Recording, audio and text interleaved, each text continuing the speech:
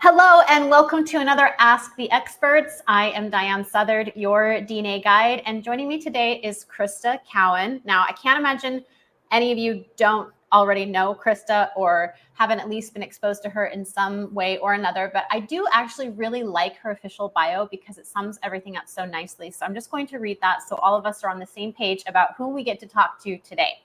So Crista is a world-renowned genealogist and expert family history educator with more than, get this, 3 decades of experience in the field.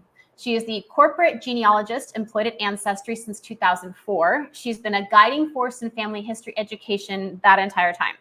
From her engaging podcast, which I can't wait to ask her about, Stories That Live in Us, to the vibrant community of Pajamas and Pedigrees, Crista's ability to connect with global audience is evident. Host of the acclaimed YouTube series, The Barefoot Genealogist, and a perennial favorite at Roots Tech. I hope many of you saw her there. And if you haven't, you still can. She's online. She shares her expertise through captivating presentations, offering clear next steps for individuals in their family history journeys. Crista's unwavering belief in the transformative power of genealogy continues to position her as the go-to resource for families seeking to maintain meaningful connections and develop a strong family narrative. So welcome, Crista. Thank you, Diane. Every time a bio gets read, I feel almost like it's my eulogy. So it wasn't. No, this was, but we're actually going to give you the opportunity to tell us even more. Specifically, our first question is, how did you end up at Ancestry? Like, what was that journey like? Yeah, that's a great question. So I've been doing family history since I was a kid, but it never occurred to me it could be a career. So I went to school for business management, found myself in the software industry and worked there for quite a few years and just didn't love it. And I was still doing family history on the side, and then people were asking me to help with family history. So I up and quit my job one day and started my own genealogy research firm and did that for a couple of years. And then realized I needed more people time. Genealogists tend to be a little bit isolated, especially if you're doing research full-time, alone. Of course, this was before a global pandemic when working at home became a thing. So I just wasn't set up for it. And so I actually came to work for Ancestry because it was just down the road from my house, looking for a part-time job that would just get me in the door, help me meet new people in the industry, help me to get out of the house at least once a day. And that was supposed to be a 6-month part-time gig. And here we are 20 years later. Yeah, exactly. So you just celebrated 20 years at Ancestry. So what can you just give us just highlights during that time? It's a long time to cover, but if you could, just a few things about that time with Ancestry. Yeah. When I first started here, the internet was still fairly young. The concept of having at your fingertip access to historical records was kind of revolutionary. But over the last 20 years, we've seen the evolution of all things online. Ancestry just announced at Roots Tech that we've now got 60 billion records online from 88 countries around the world. And the rate at which those records are coming online is kind of mind-blowing. Through the beginning of last year, we only had published 40 billion records in 20 some odd years. And we were able to publish almost 20 billion just last year because of artificial intelligence, which I think is the next game changer. That's amazing.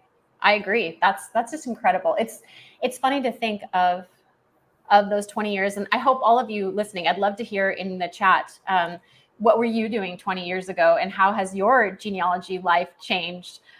It's incredible. It's incredible to think about the progress we've made in the access to records. It's just staggering, right? Staggering. All right. So now thinking about, I guess, all of the features at Ancestry, tell us, what are your 3 favorite Ancestry DNA features? Yeah, so DNA, of course, was another game changer for family history. And here we are. Ancestry started doing autosomal testing 12 years ago.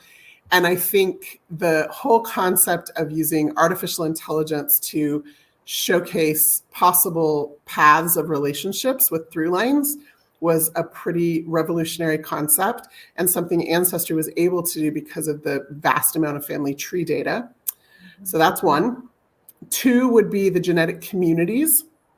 which I think is also pretty game-changing and revolutionary. And watching the science team, I sit next to like one of the members of the content team for that product, and like listening to him talk to the scientists about how they literally watch genetic networks form in almost real time as more and more people test. And then they have to go do the research to annotate why that group of people is forming a network.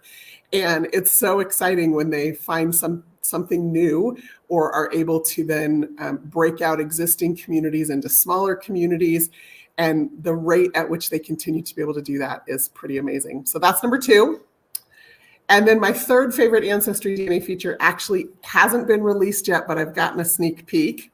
And that is the new ability that's coming out soon to be able to see how much DNA your matches share with your shared matches. Can we all like get super excited about this? This is a game changer. Super exciting. Wow. I didn't see that coming, Crista. Thank you for sharing that with us. That's very exciting. Yeah. I've been using it kind of behind the scenes for a couple of months and testing it. And then just in the last day or two, started testing the actual user interface. So super excited about the discoveries people are going to be able to make. Absolutely. So let's talk just for a minute then about that tool specifically and why it's so important. So what she's saying is that right now Ancestry only has the ability to show you how you're sharing with your matches. Like I'm sharing 27 centimorgans with Crista, for example, but I can't see how much DNA Crista is sharing with another one of our matches. So tell us, Crista, in your opinion, like why is this such an essential part of the experience? Yeah, so I often think about like when we're doing DNA research that you have to have at least 3 legs of a stool to make that stool solid. And sometimes when you're looking at your match and you're looking at the shared matches, you have no idea if any of those people are an actual third leg to that stool, or if they just represent more people on the same leg. So this is going to be able to tell you, oh, that's actually, those 3 people are the children of this match. And so they're not giving you any more data to help make additional discoveries. And that's important because I know a lot of us spend a lot of time building out family trees for our matches and trying to figure out who they are. And this is going to be able to help us much more quickly place them in the family tree so that we know if that's something we need to dig into deeper or if we need to just move on quickly to the next match. Excellent. Of course, Charlene's, wrong one. That just flipped. Here we go. Charlene, of course, is asking the golden question, which is when. Do you have any sort of when for Charlene? So we literally just launched the employee alpha this week. So it is in process. And then the way that kind of Ancestry works is that we will then roll it out to like a closed beta. So some customers will have access and be able to give us feedback. And then at that point, we'll start rolling it out. I do need to just mention that this is going to be part of the Pro Tools add-on subscription. So this particular feature is not going to be available to everyone. And Pro Tools is currently only available in the US. So we're going to roll it out as part of Pro Tools over the next few months. And then Pro Tools itself, with all of its features, is going to be rolled out internationally in the months following that. Excellent. Okay. That's really helpful, everybody. So keep in mind that these tools are meant to really impact our family history. And that means that we have to wait and be patient. But I think any just good juju you want to throw out into the world is going to help all these beta tests go a little bit faster and get it out to us a little bit sooner. So that's super exciting. So thank you. We've got lots of people chiming in about what they were doing 20 years ago. So some, going crazy looking at microfilm. Being a mom, didn't have time to do family history, but now our kids are grown and doing family history. So thanks for sharing all of your reminiscences, I guess, is that a word? Sure. About what you were doing 20 years ago. Okay, so tell us about your genealogy sessions with your dad. Now, I know you did a class at Roots Tech together, so I don't know if you want to start there or just tell us about this relationship that's really special. Yeah, I adore him. And I wish that class had been recorded, but it wasn't, just for my own purposes to have that, because it was really lovely sharing the stage with him. My dad he got me involved in family history. Both of my parents really were passionate about family history as I was growing up. And so it was always a part of our home and our family. But then, as happens, I think you just read a comment to that effect, like you start having children, you have a career, family history often for certain seasons of life takes a back seat. And very much that happened for him. And I just picked up the baton and ran with it full force. And so about 8 years ago, he approached me and just said, I'd really love to get back into family history, but I don't want to step on your toes and I don't know what you're doing. And so he said, would you mind if we just, for the next few weeks, set up a call once a week or so, and you can walk me through what you're doing and how I can help. And so we decided on Sunday evenings, and he's in an hour earlier time zone than I am. So I call him at 9:30 p.m. because I'm a night owl. And we, for the first few weeks, just were on the phone for 2 or 3 hours at a shot because that was about all he could absorb. But he took a DNA test and he got super excited about the math of it all and the logic puzzle of it all. He's very much, that's how his brain works. And so we decided that was the deep end that he could dive back into. And in 8 years now, we have missed 4 Sundays. And we usually spend 4 to 5 hours at a shot. I get off at like 2 or 3 in the morning. So Monday mornings, I'm always kind of a mess, but totally worth it because we spend that time almost exclusively figuring out who our DNA matches are, placing them in the tree. He keeps cute little spreadsheets of everything and keeps track of all the numbers of how many people we figured out. He's also very methodical about rotating through the family. Like 1 week we'll work on his mom's side, and then the next week we'll work on his dad's side, and then the next week we'll work on my mom's side and my mom's dad's side. And he makes sure everybody gets equal airtime. So he's just really embraced it. And it's become not only this really fun thing to do to have a partner in crime, but also has been really beautiful for our relationship. And he's become one of my dearest friends, which I just absolutely cherish. Oh, I love that. We had a comment here from both Kate and Patricia. Both said they just loved seeing your dad. They were at Roots Tech, so they said thanks for bringing him. He's pretty great. Mm-hmm. He sounds pretty great. We had a question here about. Lisa wants to know if you'll explain what are those Pro Tools you were talking about. Yeah, so Ancestry has always had a subscription model that is based on historical records. So you can get a subscription for US records or Canadian records or whatever country you live in, or you can get a world subscription, which gives you access to all of the records on Ancestry, or you can get a subscription to All Access, which gives you everything on Ancestry, everything on newspapers.com, and everything on fold3.com. But because our business model was built entirely around this concept of historical records, it allowed us to pour a whole lot of money into digitizing 60 billion records, but it didn't leave a budget that was explainable at a business level to developing new tools. And so one of the things that Ann Mitchell, who's one of our product managers and a genealogist, and I and some others in the company kind of like ideated on was, what if we could present a business case whereby we could dedicate an entire team of developers and designers and people to creating new tools that people can use in Ancestry? Because all the other tools that we've ever provided are free. Family tree building is free, messaging is free, like all of that has always just been free.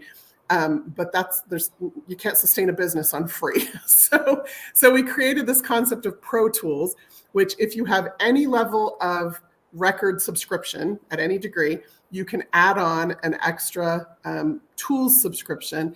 And currently in Pro Tools, there are things like additional filters. So you can search for people in your tree who are all attached to Dublin, Ireland, or everybody in your tree who was born between 1875 and 1918 and living in the United States, or like any number of filters.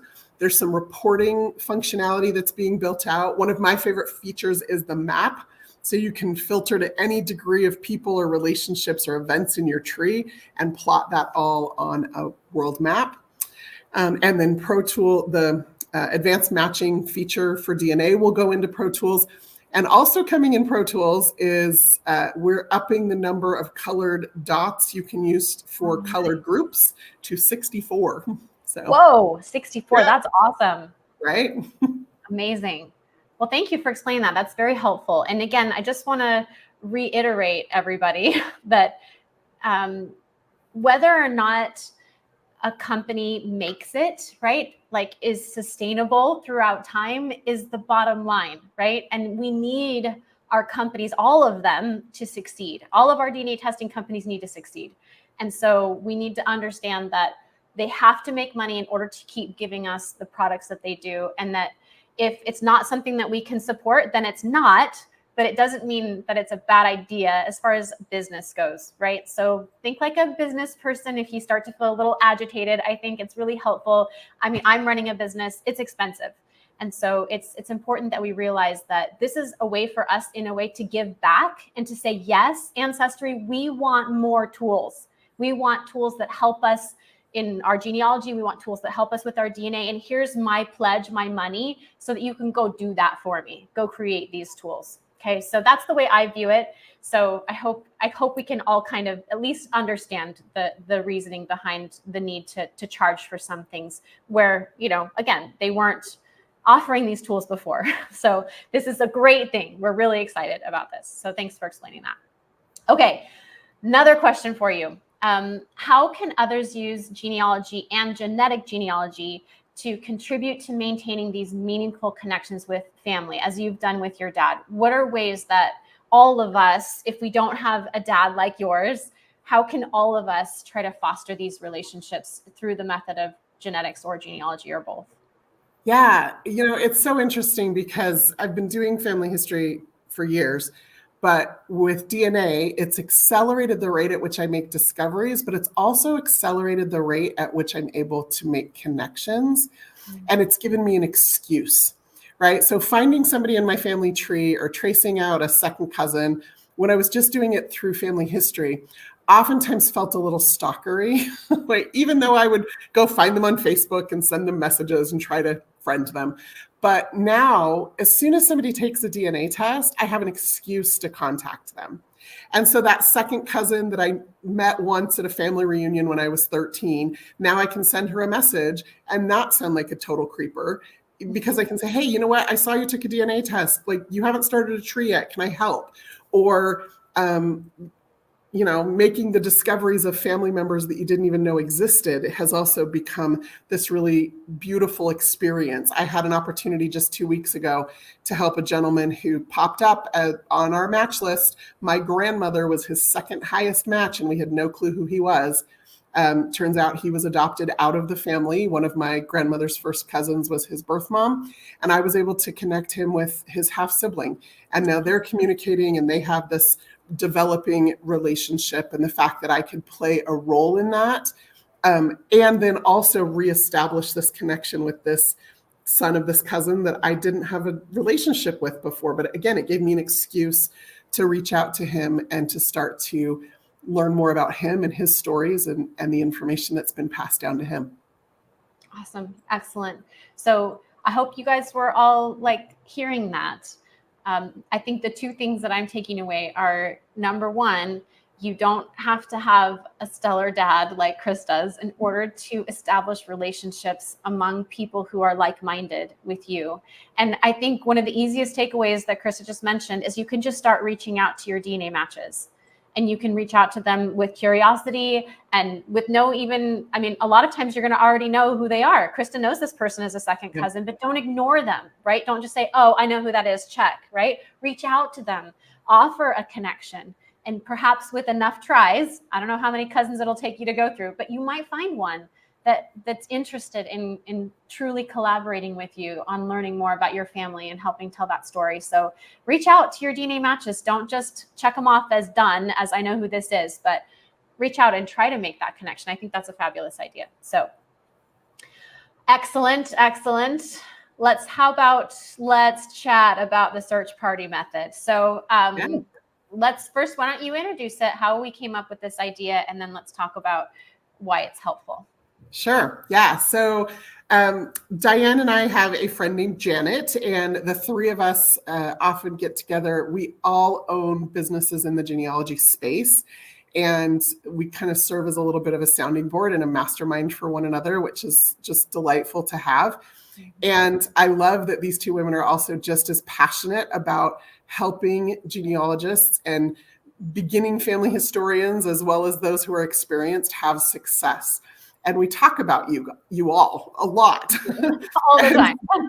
And so we found ourselves a couple of summers ago, having this conversation about how people hit brick walls at different points in their family history journey, but that they just needed a method to help kind of break through that brick wall. It is very systematic. It is very, like, you can apply a method no matter whether your brick wall is, in the 1900s in New York or the 1700s in France. Like, the method could be the same.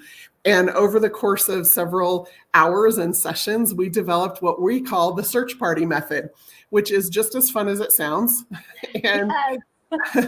And if you haven't watched the videos from Roots Tech, we've now done a presentation of the method at Roots Tech twice. Please go watch that. It'll give you a flavor for it and exactly how it might apply to your own brick walls. That's right. So when Janet and Crista and I started meeting for lunch, like she said, we're all business owners, but Janet and Crista are far better genealogists than I am. And so it was actually, I mean, this is what I do, right? I take something that people are doing this with, and I'm like, let's do this. And so it just was such an attractive idea to me to take genealogy, which seemed to me even a little overwhelming and complicated. And like, I could never become an expert at, like, I'm an expert at genetic genealogy, but I didn't feel like I could be an expert at genealogy. I felt like I was just too far behind. And maybe many of you feel that way. You see people who are true experts like Crista, and you're just like, yeah, no way. I'm never going to learn all that stuff. But the thing is, it is a systematic process that you can apply. And I love what we've done with the search party method. It feels so accessible to me. It feels so repeatable to me. And I use it all the time now. And I feel like I have made so much more progress in my own confidence in genealogy research, just because I feel like I never stuck, because I always know what the next step is. So it's really exciting. And I think it's been really helpful. We've heard so many wonderful things. So we actually created a course called the Search Party course. And if you're interested, we'll email you and we'll put it here in the chat too. But we're offering a 20% off code to any of you who are joining us today who want to join us in the Search Party course. So we'll put that in the chat, but we'll send it in the follow-up email as well. So yeah, super exciting. So thanks. It's so fun. It's so fun to be partying all the time with you. Okay, and now that you're involved in so many things, let's talk about your Pajamas and Pedigrees program. What is that, and how can people get involved? Yeah, so this was born of my relationship with my 14-year-old nephew. I adore him, but the kid spends hours playing video games, and even weirder, watching other kids play video games. Like, so weird. I'm like, I don't understand this. And so I wanted to connect with him. And so I had a conversation with him about it one day. I just said, like, why do you watch other kids play video games for hours on end? And he said, well, I like to, like, when I go to play a game, I like to know or have confidence that I know what I'm doing. And also there's things that, like, nobody tells you because they just kind of do it naturally. And watching them, you can pick up on those things and learn those little tips and tricks. And it was like this giant, like, those cartoon light bulbs that go off over your head, like that. I had that moment and I was like, what? I wonder if genealogists would watch other genealogists do genealogy. And so I just put it out. I have a mailing list, and I just put it out to my mailing list. And I said, hey, you know what? 3 times a month, I'm just going to turn on a Zoom camera and talk out loud about what I'm doing as I do my own family history research. And if anybody wants to come watch me, that would be great. I'll probably be in my pajamas. So we started doing that a little over a year ago. And we just developed this really amazing community now. It started as just me doing research, but they chat with each other in the chat while they're watching me. They ask questions. And it's just really been fantastic to create this community of people who are learning in a way that has not previously been available in the genealogy space. Like, everything is so lecture based, or even stuff like this, which is valuable, you've developed courses and methods and functionality, which I also think is super valuable and needed in this space. But this was just a whole left turn, and it's turned into this really great way to learn. So I love it. I still show up 3 times a month, and sometimes I invite guests for a bonus session. This month we're doing a bonus Ask Me Anything. That's happening Thursday night. So yeah. Awesome. Well, we've got some fans in here. PJ says, love Pajamas and Pedigrees. I've learned so much. Patty echoes that. So many people are saying, I need to watch. I'm going to find out more about it. So we'll send information about that in the follow-up email as well, so you can learn more about doing that with Crista. It's such a fun thing. Okay, let's see. Got about 5 minutes left. Let's talk about your new podcast. Yeah, so I do have a new podcast launching May 2nd, and it's called Stories That Live in Us. We started recording last week, so we've already got about 5 or 6 episodes recorded. We're recording 5 more this week. Our goal is to have 20 in the can by the time we launch. We're going to launch with 8, and then 1 a week after that for as long as we can sustain it. And the sustaining factor really is the stories that people are willing to share with us. It is entirely story-based. So as we do family history, as we do genetic genealogy, everybody has stories that start to emerge, stories about connections to living relatives, stories about ancestors that you're uncovering, and the fleshing out of who they really were and understanding that. And so each episode, there's a couple solo episodes, but each episode is mostly just me interviewing other people and having them share about the stories that live in them and how they are using those stories to propel their life forward now.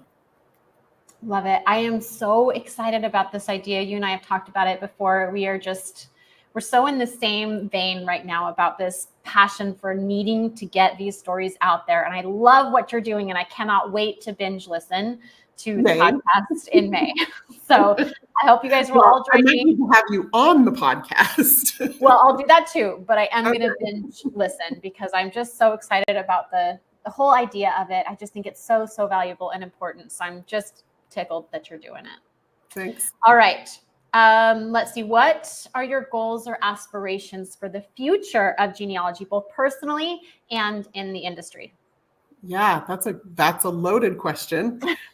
I'll try to keep my answer as brief as possible. I think one of my personal challenges, and one of the reasons I started Pajamas and Pedigrees as well, was I don't often take the time to work on my own family history because I'm always so involved in helping others with theirs. And so I have found a way to carve out this little bit of time, but I want more of that. I'm starting to get hungry for more of that. I also have some other family members than just my dad who are starting to become interested again and have been asking me, what can we do? What can we do? So one of the really cool new features on Ancestry that I announced at Roots Tech was family groups. And so you can create a family group now on Ancestry. You can invite family members to that. You can choose if you want to share your tree with them or not. And then you can give them tasks, right? Jobs to be done, and everybody can have their part. And everybody's part looks a little different. And that's really what I want, not just for me and my family, but also for the whole industry, is how do we get more people involved? And everybody doesn't have to be involved in the research, but everybody can be involved in something. The storytelling, the photo scanning, the taking the pictures in the cemetery on the business trip, whatever. I love that. I think that is exactly what our industry needs, is just more people involved, right? And you who are here right now listening, you're the leaders of your families. You're the one who can take this role on and say, this is my passion. And your goal really is to find the individual talent and passion for each of your family members. What could they do right now? How could they be involved? I think almost everyone that you ask in your family is interested in some aspect of family history. You just have to figure out what it is. And then you need to task them with that thing and guide them and mentor them along until before you know it, you're going to have a whole army of people helping you with your research. And I just think that sounds amazing. Right. So I'm with you. Let's do that. Let's do that. All right. Last question. You already shared so much of what's in your heart, and it's what I love about you is how big your heart is for this work. But tell us, why is it so important to you? Yeah, I think there's so much power in family history.